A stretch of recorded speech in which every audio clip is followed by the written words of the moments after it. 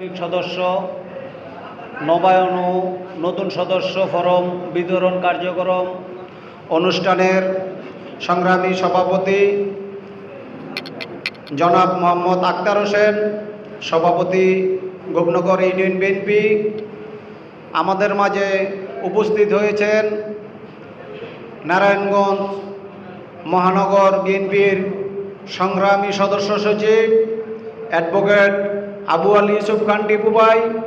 আমাদের মাঝে প্রধান বক্তা হিসাবে উপস্থিত আছেন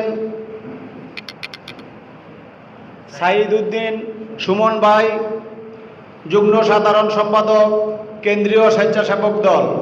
আমাদের মাঝে উপস্থিত আছেন বিশেষ অতিথি হিসাবে নারায়ণগঞ্জ মহানগর বিএনপির যুগ্ম আহ্বায়ক ফতে মোহাম্মদ রাজা রিপন ভাই। আমাদের মাঝে বিশেষ অতিথি হিসেবে উপস্থিত আছেন নারায়ণগঞ্জ সদর থানা বিএনপির সংগ্রামী সভাপতি জনাব মোহাম্মদ মাসুদ ভাই। আমাদের মাঝে উপস্থিত আছেন নারায়ণগঞ্জ সদর থানা বিএনপির সংগ্রামী সাধারণ সম্পাদক অ্যাডভোকেট HM আনোয়ার প্রধান ভাই। আমাদের মাঝে উপস্থিত 18 নং ওয়ার্ড বিএনপির সম্মানিত সাধারণ সম্পাদক আরিফ।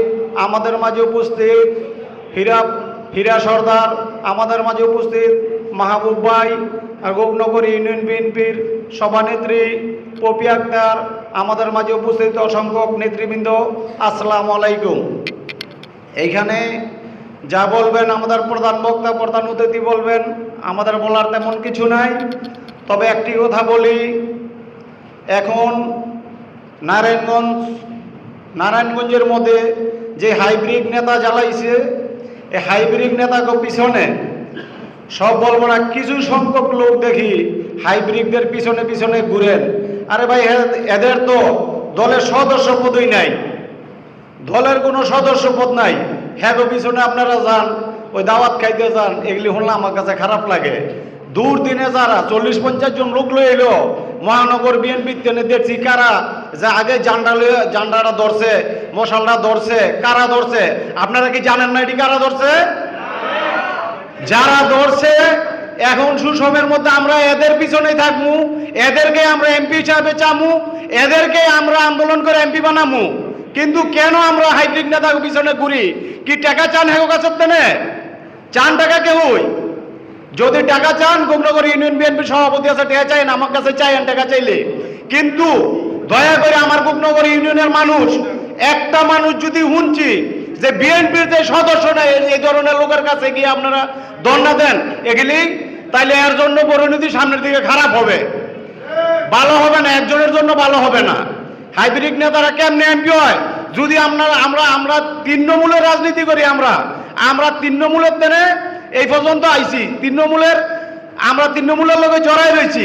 কিন্তু নমিনেশন দিতে হইলে, জাতীয় নির্বাচনে নমিনেশন দিতে হলে আমাগো দূর দিনে আন্দোলন সংগ্রাম যারা আমাকে চাপাই পড়ছে ওই সমস্ত লোকের নমিনেশন দিতে হবে। কোনো হাইব্রিড নেতার নমিনেশন দিলে জীবনে এটা আমরা তৃণমূলের নেতা কর্মীরা মানতাম না। যারা আওয়ামী লীগের লোক আতাত করে ব্যবসা বাণিজ্য করছে, হেরা যদি এই দেশে নমিনেশন আপনারা আমার চিনবো? জীবনও চিনতো না। হেরা চিনবো আওয়ামী লীগের লোকজন, আওয়ামী লীগের কারে কারে ব্যবসা করছে, বিএনপি ক্ষমতায় এমপি আবার হেলকে আগলে ব্যবসা করবো। আপনারা আমার দূর দূর করে তারাই দিব। যার কারণে ওই সমস্ত লোকদের আজকে তো ওয়াদা করেন, ওই সমস্ত লোকজন বর্জন করেন, প্রত্যাহার করেন, একজনও চাইবেন না। যে যত বড় টাকাওয়ালা নারায়ণগঞ্জের নমিনেশন দিতে হলে তৃণমূলের জরিপের মাধ্যমে নমিনেশন দিতে হইবে। আর বিশেষ করে অনেকেই দেখা গেছে কি, আমরা এক একটা মানুষ একটা মূল দল করি, পাশাপাশি অঙ্গ সংগঠনও করেন, কিন্তু মূল দল প্রায়োরিটি দিয়া, প্রাধান্য দিয়া যদি আপনার হাতে যদি অবশিষ্ট সময় থাকে, আপনি কি অন্যান্য দল অঙ্গ সংগঠনের দল করেন। কিন্তু মূল দলে আপনি থাকি, মূল দলের কাজ সবার আগে করতে হইব। মূল দলের কাজ করে অন্য দলের মধ্যে আপনারা যাইয়েন সময় থাকলে, আর নাইলে অযথা দেরি করেন না। কারণ এগুলি আমাদের পার্শ্ব প্রতিক্রিয়া সৃষ্টি করে। এই পার্শ্ব প্রতিক্রিয়ার তেনে আমরা মুক্ত হইতে চাইলে আমাদের চেইন অফ কমান্ড মানতে হবে, চেইন মেনে আমাদের চলতে হবে। আমাদের মহানগরের সভাপতি, মহানগরের সাধারণ সম্পাদক এই যে ফতে মোহাম্মদ রাজা রিপন ভাই, মাসুদ ভাই, আনোয়ার ভাই যারা আছে, আমাদের ফ্রন্টে যারা ছিল, আমাদের সামনে যারা ছিল, আমরা এদের এদের পিছনে থেকে আমরা আস্তে আস্তে ওনাদের পিছনে থেকে রাজনীতি শিখছি এবং ওনাদের পিছনে আমরা আছি। এখন যদি ওনাদের মাইনাস করে আমরা আরেকজনের কাছে দৌড়াদৌড়ি করি, এগুলি কেউ করেন না, দয়া করিয়া আল্লাহর হস্তে করেন না। নগর ইউনিয়নবাসী সবাই আমরা একত্রিত এবং মিল থাকি, এই বলে আমি আমার সংক্ষিপ্ত বক্তব্য শেষ করছি। আসসালামু আলাইকুম।